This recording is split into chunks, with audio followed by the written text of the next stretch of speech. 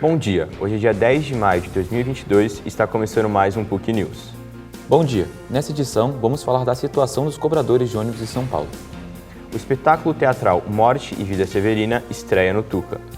Restauração do prédio principal do Histórico Museu de Ipiranga é finalizada. 6 meses antes das eleições deste ano, janela partidária da Alesp termina. E ainda, a Anvisa aprova mais um produto medicinal à base de cannabis.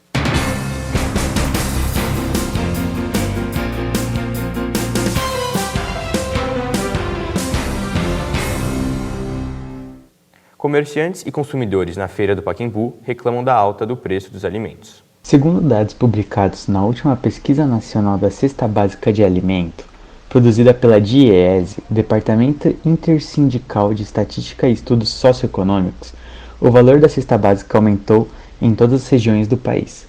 As 5 capitais que apresentaram maior custo foram São Paulo, Florianópolis, Rio de Janeiro, Porto Alegre e Vitória. Entre R$ 715,65 e R$ 682,54. Nos últimos 12 meses, dos 13 produtos de uma cesta básica, 11 deles sofreram alta na capital paulista. São os mais impactados o café em pó, com uma alta acumulada de 62,29%, açúcar refinado, 48,41%, tomate, 30,84% e manteiga, 24,44%.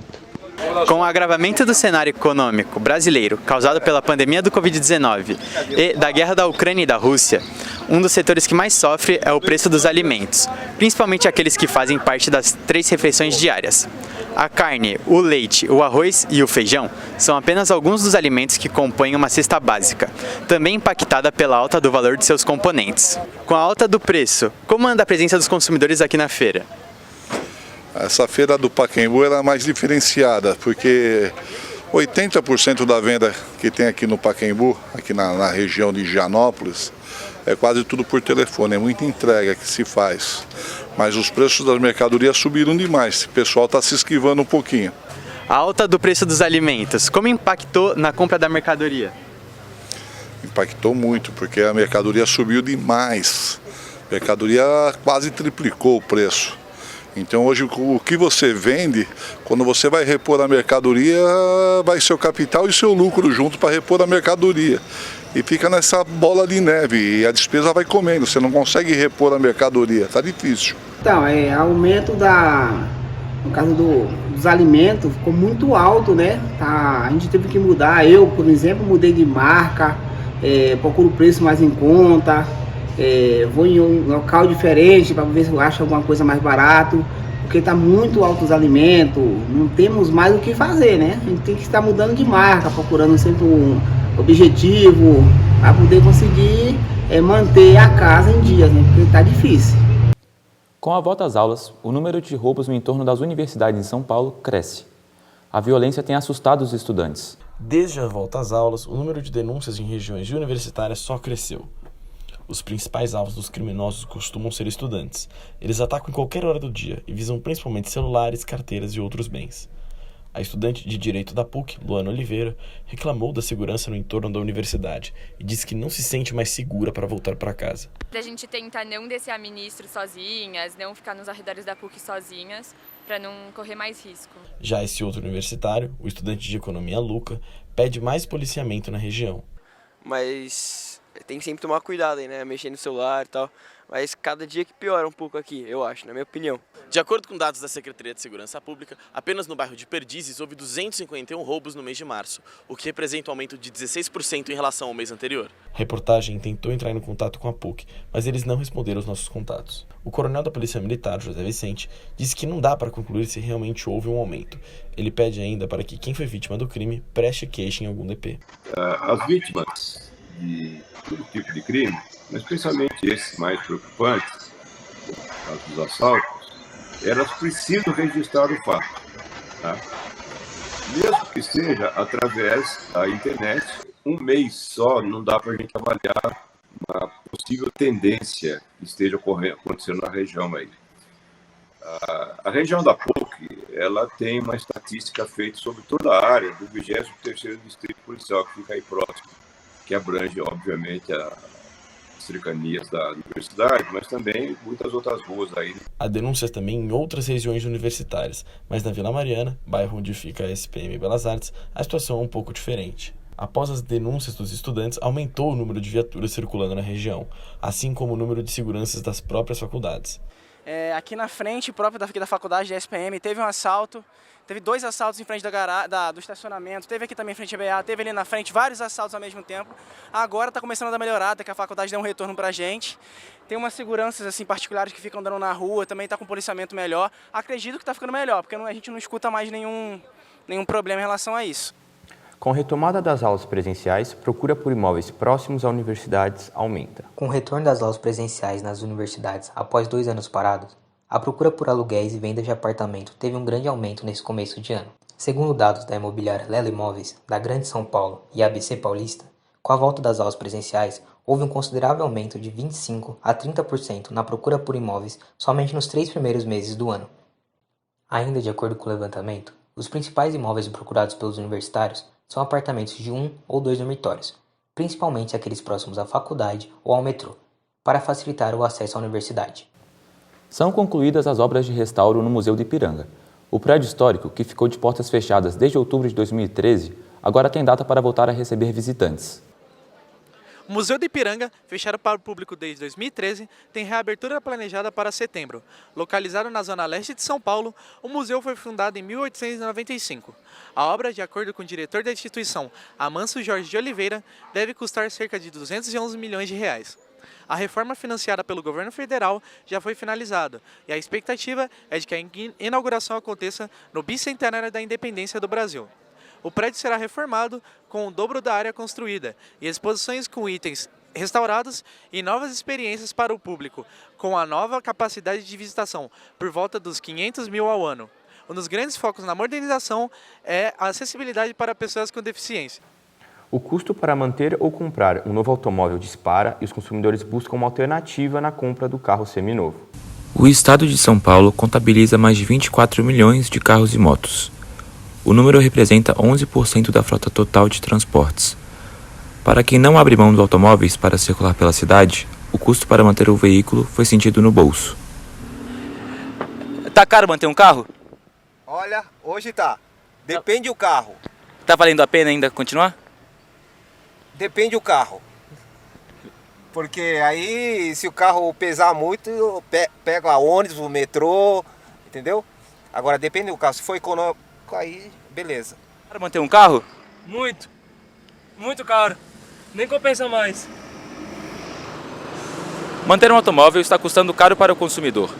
O preço da gasolina comum subiu pela segunda semana seguida e atingiu o valor de R$ 7,27, o mais alto já registrado pela Agência de Petróleo, Gás Natural e Biocombustível. Em média, o IPVA de 2022 teve um aumento médio de 23,9%, acompanhando a valorização dos carros usados pela tabela FIPE. No entanto, especialistas apontam que esse é um bom momento para negociar a compra de um carro seminovo, já que para cada veículo 0 km foram vendidos 6 usados. O que impulsionou esse cenário é a alta dos imóveis 0 km, já que todos os insumos usados na fabricação de carros, como aço, cobre e alumínio, ficaram mais caros. Até pelo fato da falta de carro novo, né, que normalmente é importado, dólar subindo, essa correria toda que a gente viveu aí nesses últimos anos, então acabou aumentando bastante. Por um lado foi até bom aqui para nós, foi bom no nosso mercado, no nosso ramo, mas a gente já vê essa chave virando um pouquinho, mas aumentou bastante sim, isso reflete pela falta de mantimento, falta de matéria-prima e falta de carro novo nas concessionárias. Então, Pedro, até pelo fato, por mais que a gente venha vendo os aumentos, né, do aumento dos combustíveis em geral, né, gasolina, diesel e tudo mais, acaba que o pessoal acaba procurando mais os carros híbridos, diesel, até pela durabilidade. O diesel dura muito mais em um carro do que uma gasolina, um álcool. E o híbrido que é o futuro, né? Então o pessoal agora está buscando bastante carro híbrido, diesel em geral. A manutenção usada é um pouquinho maior no começo. A manutenção física do carro tem desgaste. Agora, eu tenho outras coisas que a gente não chama de manutenção, mas que eu tenho que pagar, que é o seguro, provavelmente todo mundo vai ter, o carro mais caro com o seguro mais caro. E eu tenho os impostos, né? O IPVA é mais caro com o carro mais caro. A Anvisa aprova a comercialização no Brasil do 15º produto medicinal à base de cannabis. Nessa semana, a Anvisa aprovou a importação de mais um produto medicinal à base de cannabis. O medicamento será fabricado no Canadá e comercializado no Brasil em farmácias e drogarias, com prescrição médica por meio de receita do tipo B de cor azul. O cultivo da planta é proibido em território brasileiro, mas a importação de medicamentos à base de canabidiol está liberada no país desde 2015. Os remédios são utilizados para tratar diversas doenças, como artrite, epilepsia, esclerose múltipla, mal de Parkinson, além de ser usado para aliviar dores crônicas ou causadas por câncer. O PL, partido de Jair Bolsonaro, se torna a maior bancada da Alesp após o fechamento da janela partidária. No dia 2 de abril, fechou-se a janela partidária, período que deputados podem trocar de partido. O PL de Jair Bolsonaro foi o partido que mais cresceu, saltando de 6 para 17 parlamentares, se tornando a maior bancada da casa. O PSDB se manteve em segundo lugar, com 14 deputados, seguido pelo PT, com 10. União Brasil, formado pela fusão do DEM com o PSL, ficou com 9 parlamentares, assim como republicanos. O PSB, de Márcio França, começou a legislatura com 8 deputados e terminou agora com apenas 2. As obras da estação de metrô da linha 6 Laranja, na rua João Ramalho, são retomadas e têm previsão de serem concluídas em 2025. Após 4 anos paradas, as obras da estação metrô PUC Cardoso de Almeida voltaram a funcionar no final do ano passado. A estação, que fará parte da linha 6 Laranja Universitária, receberá em torno de 630 mil passageiros diariamente. E segundo a CPTM, irá facilitar a vida dos estudantes, que irá fazer a viagem em 20 minutos. A linha irá da Vila Brasilândia até São Joaquim. Atualmente, as obras estão em fase de escavação e iniciaram em 2020, tendo previsão de entrega para o segundo semestre de 2025. E no próximo bloco vamos falar sobre o comércio no entorno das faculdades após a volta às aulas.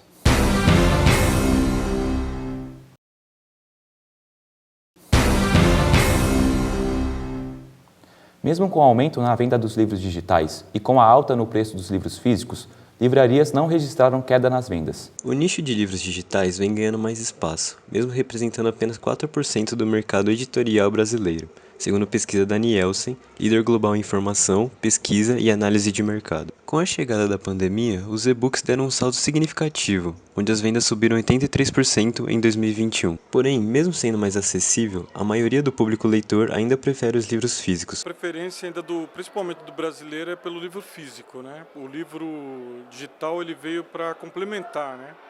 Mas o livro físico ainda a maioria as altas vendas, principalmente no varejo, é do livro físico. Kindle, assim, o pessoal procura bastante, utilizam bastante, mas eu acho que não afetou muito não. Porque tem muitos livros que às vezes a diferença do físico para o Kindle não é muito grande, a não ser que sejam os clássicos mais antigos, uns livros assim, que tem umas promoções legais. Mas eu acho que não tem muita gente que gosta de ler mesmo, de pegar o livro, de ter o... Tem muita gente que às vezes chega aqui e fala assim, eu tenho PDF, mas eu quero comprar o físico, eu quero ter o físico. Olha, pessoalmente eu prefiro físico, a sensação do livro, poder anotar, mas digital tem sido recorrente também com um método de leitura agradável, assim. Mesmo sendo um país com cerca de 11 milhões de analfabetos, segundo dados do IBGE de 2019, e com a alta de preço dos livros, o brasileiro lê em média 2,43 livros por ano. Você lê quantos livros por ano, geralmente? Em média, uns 50, assim. Eu prefiro o físico, eu acho 50, assim. Prazeroso de ler. Mas muito por causa do peso, né, do transporte dos livros e também por causa do preço, eu ando nos últimos anos consumindo mais o digital.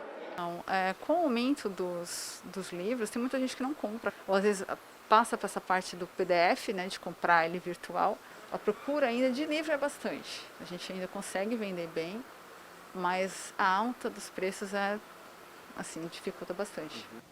Bares e restaurantes próximos à PUC São Paulo retomam suas atividades após esse período de dificuldade devido à pandemia. Além de ter várias faculdades ao seu redor, boa parte da região de Perdizes é conhecida pelos seus bares e restaurantes.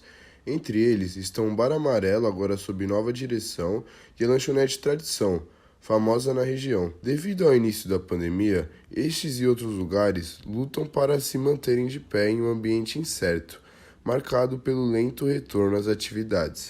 Bom, as voltas às aulas não foi tão fácil como imaginávamos, mas com a diminuição da pandemia ajudou bastante, né? Mas, contudo, estamos indo muito bem, nosso primeiro negócio. Eu com 22 anos, sou eu, Rafael e mais 2 sócios, o João e o José.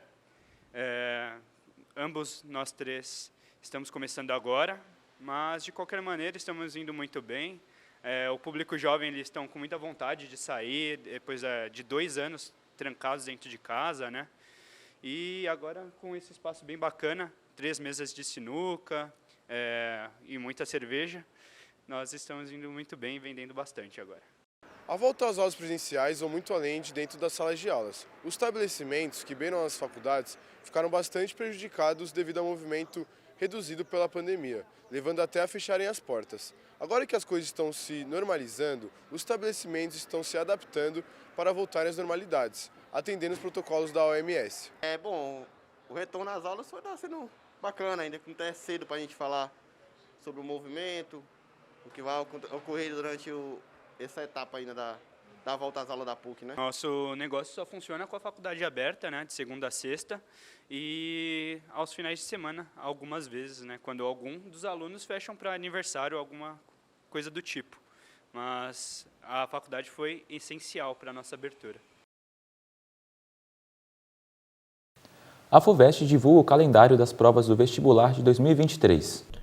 A primeira fase deve ser realizada no dia 4 de dezembro deste ano, enquanto a segunda nos dias 8 e 9 do ano que vem.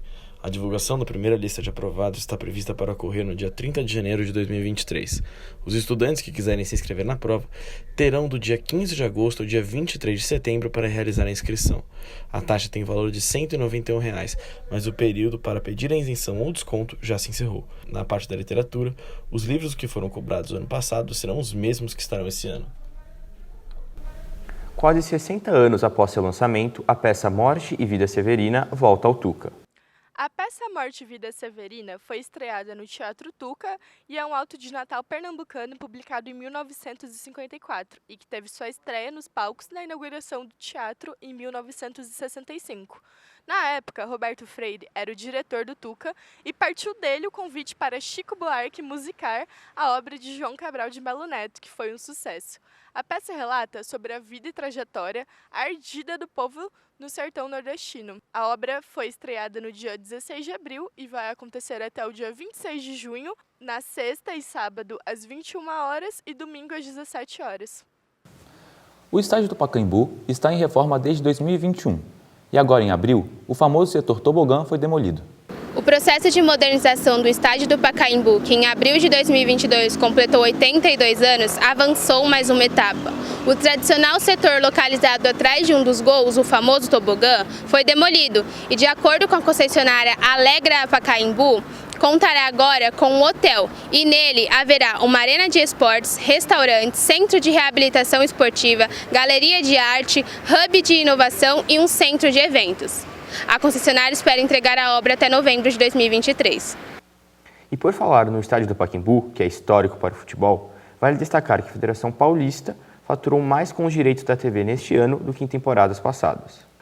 Segundo o relatório da Folha de São Paulo, a Federação Paulista de Futebol arrecadou 42 milhões de reais a mais com a transmissão do Campeonato Paulista. Até ano passado, o valor era de 225 milhões por conta de um acordo com o Grupo Globo. Atualmente, o valor subiu para 293 milhões, pela mudança do contrato. Agora passa para TV aberta, TV fechada, pay-per-view e YouTube. Todo o valor será redistribuído para as 16 equipes do campeonato. Pedro Duarte, da Federação Paulista, para o Jornal PUC.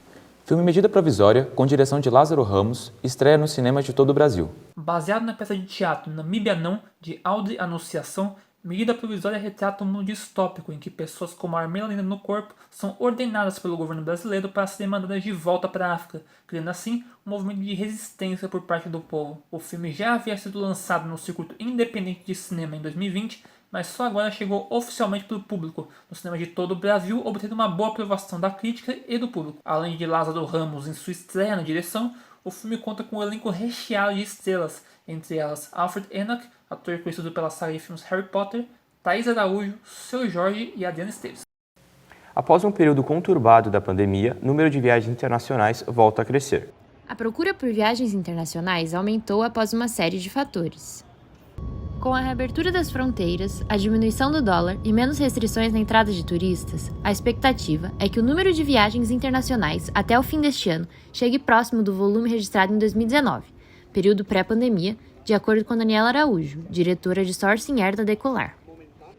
Os destinos mais procurados por brasileiros são os que nunca saem de moda: Orlando, Miami, Lisboa e Cancún, segundo a Decolar. As buscas por estes locais cresceram mais de 500% em comparação a janeiro deste ano, cenário muito favorável para o turismo, que na pandemia foi um dos setores mais afetados, com prejuízos acima de 400 bilhões de reais. O PUC News de hoje termina aqui. Muito obrigado e até a próxima. Obrigado pela sua companhia e um ótimo dia. Até a próxima, fique bem.